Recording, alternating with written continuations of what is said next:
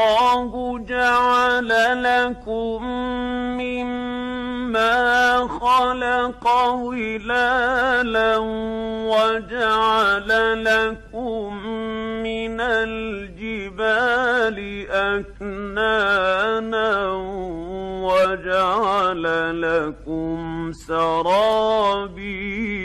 تقيكم الحر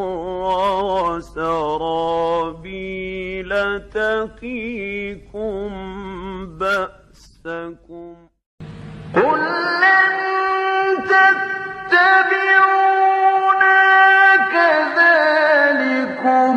قال الله من قبل فسيقولون بل تحسدوننا بل كانوا لا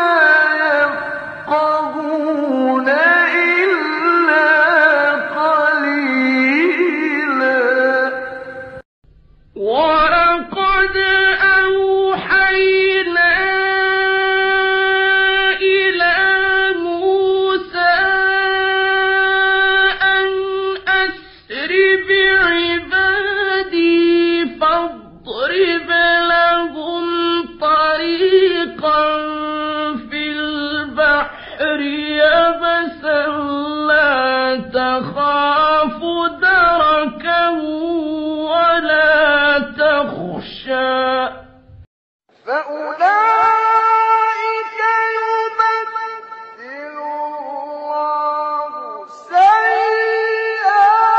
سيئاتهم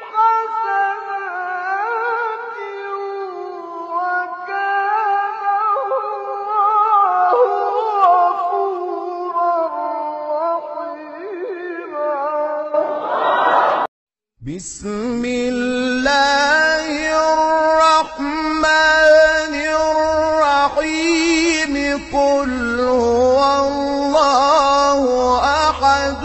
الله الصمد لم يلد ولم يولد ولم يكن له كفوا أحد